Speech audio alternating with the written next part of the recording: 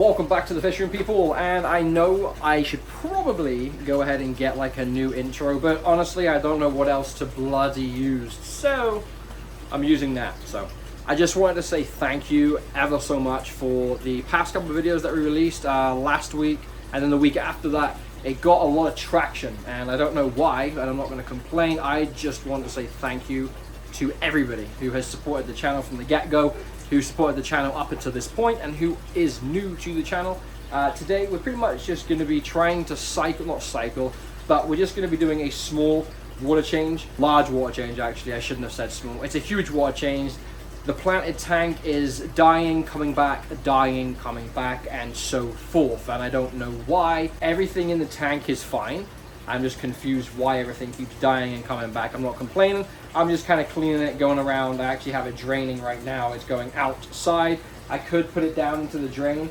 I might try that in a second. I'll probably set you guys up and try to run the hose over the other 75s and then dip it down.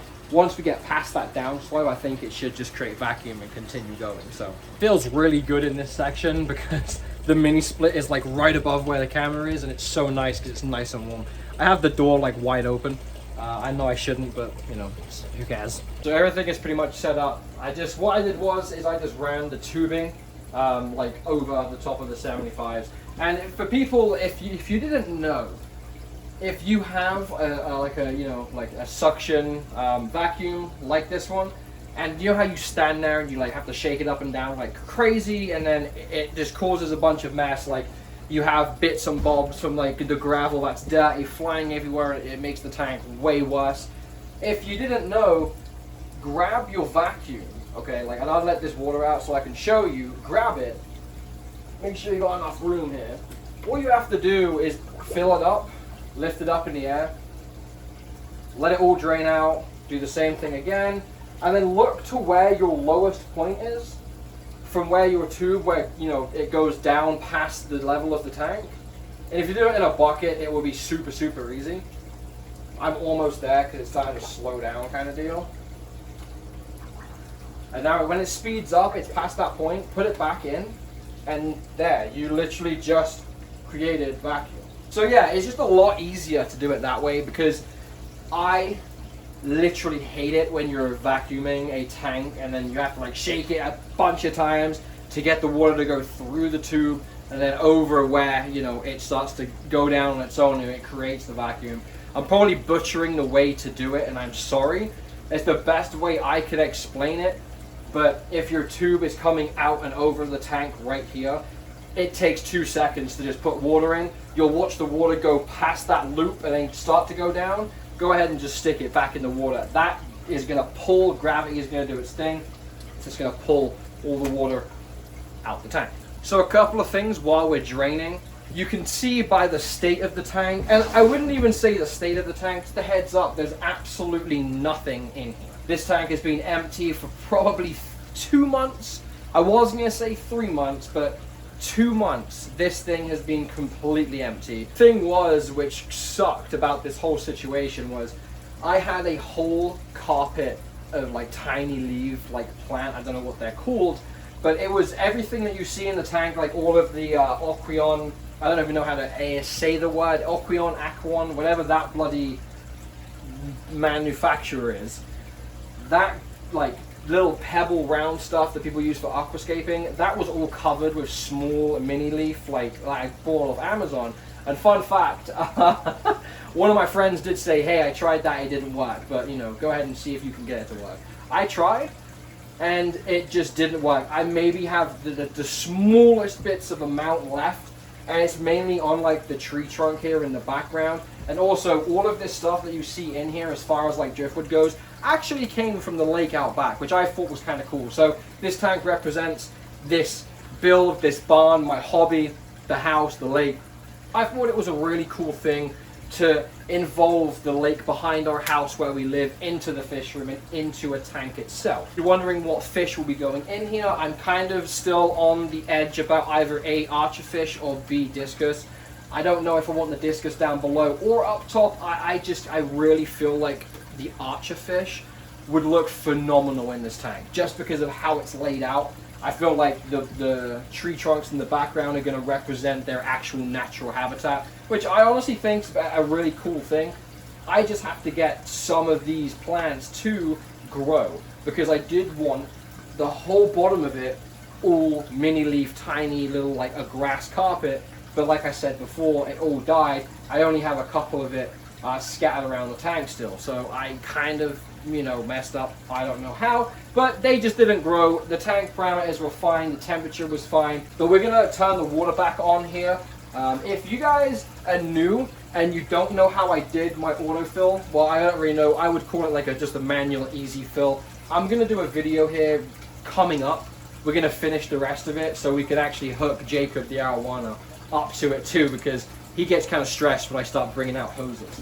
So let's get this turned back on and we should be all good to go. And then in 2 seconds it's gonna pop out, and that's how I fill my tanks. Every single tank in this room, apart from the pea puffy tank, and then obviously the 150 or whatever is 180, and then the 55 down below with the ladies bichir reels in it. But like I said in the upcoming video here, maybe in a couple of weeks when I get the supplies, we'll go ahead and do the rest of that. Because honestly, I feel like it's a cool thing. I made it myself, I designed it myself. I personally don't think anyone that I'm aware of has done this type of fill system for their fish room.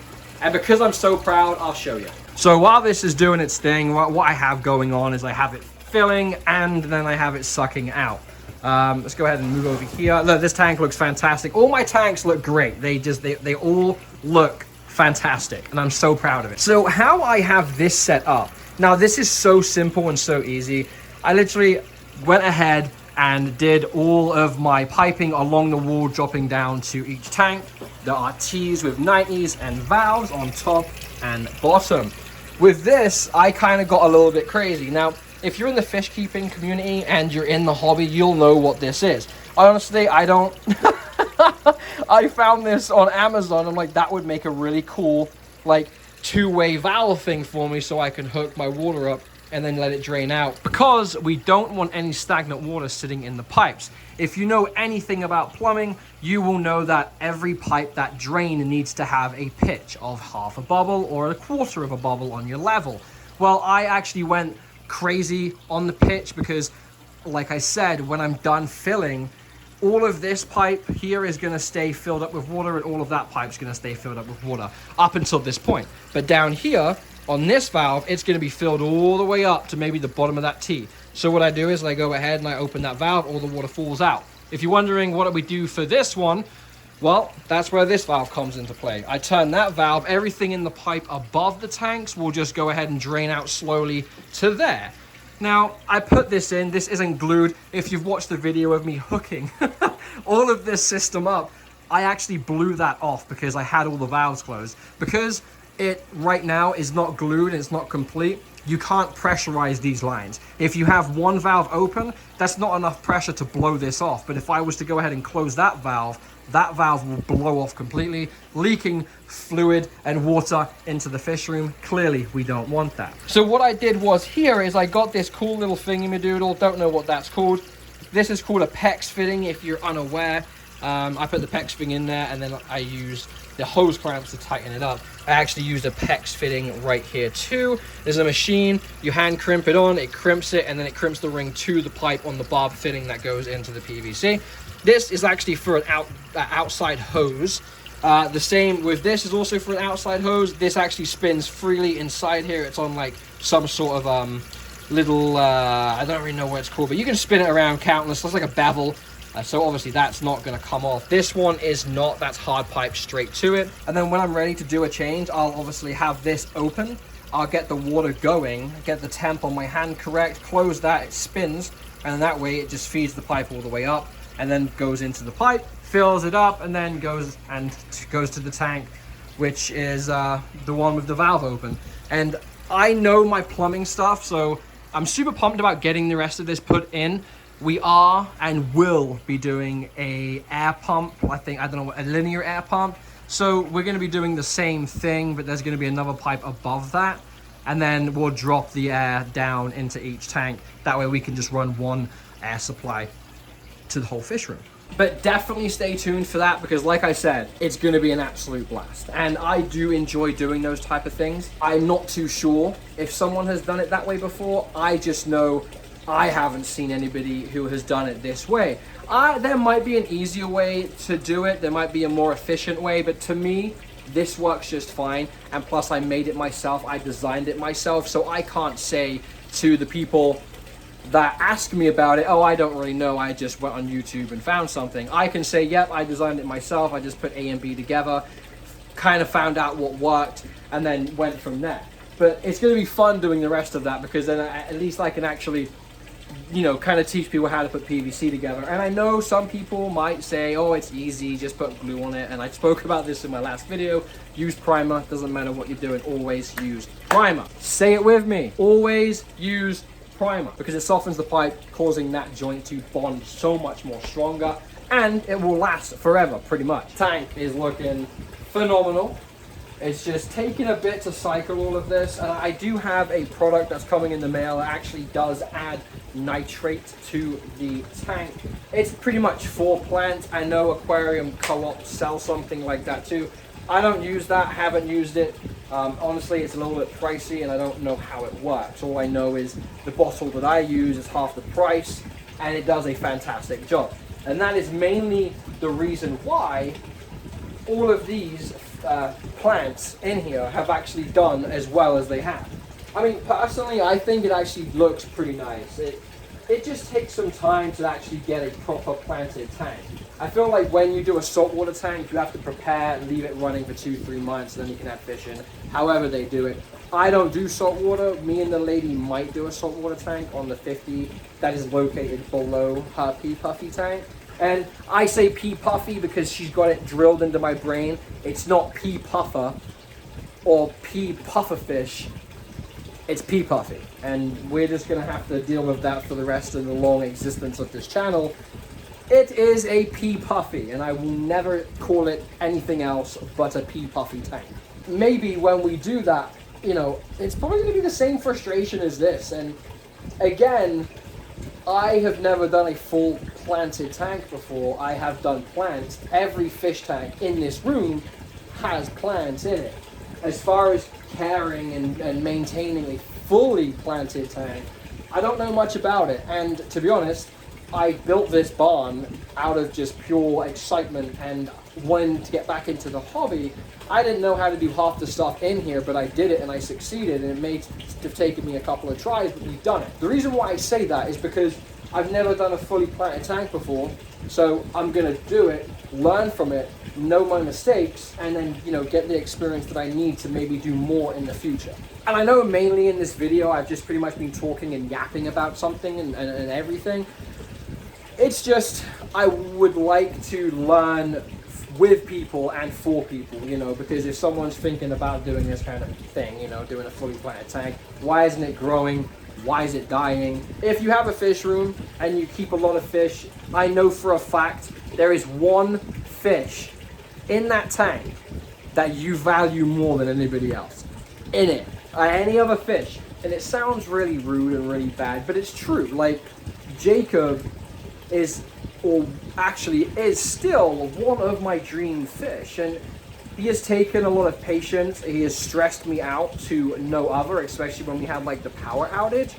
He was stressed out, he was stressing me out. The tank cycle crashed. He was just not eating, he wasn't happy, he was just going ballistic in the tank. That stressed me out because A, I've always wanted one, and B, it's a $200 fish. I know it's not about the money and how much you spend on the fish, but for me, knowing full well that, like, I'm not a millionaire, I don't make thousands and thousands upon thousands and millions a year from doing plumbing, but to me that was a big chunk of money, and for him to be as stressed as he was and not doing as well as I know he could have, stressed me out tremendously. But anyway, cut to the chase, he's doing great. He always just decides to just grab my attention, so I should probably stand this way so I can pay attention to the video instead of him. So I hope you enjoyed this crazy, just very out there video on the fish room and the plant and this tank, because this tank is one of the tanks that I'm most excited to start, because I want to see the growth. I want to see everything thrive and grow into the tank and take over and have like a underground forest underwater. Like that's not underground, but an underwater forest. That's kind of what I'm going for here, is like an underwater forest where there's a lot of driftwood and slate and you know, a lot of green stuff kind of taking over and, you know, going with the current of the filter. That's what I'm going for. So I think this is probably going to get archerfish, and discus might go down below. I still haven't thought about a tank like design for the discus tank. I do have goldfish down here because they've literally, these goldfish have been with me since the start of this build. Like they've been in every single tank in this room they have been in. And Jim's Happy Place Aquatics, well, I should say Happy Place Aquatics, but Jim, he wanted some of these when he came down, and I was honestly going to give them to him, but they've been with the fish room since we put this whole thing together. So I might just get like a nice pond, and I might build a pond outside and stuff and put them in it. But unfortunately with Michigan, it gets so cold, so it might freeze over, and I don't want them to die. So we got to figure something out with the fish. And I swear to God, if anybody in the comments says just keep the goldfish in that tank, I'm sorry, but I can't do it because I have so many tanks that I can only work with until we put the extension on the outside of the house, and it's crazy because it's gonna get bigger. On that note, I'm out. Have a good day.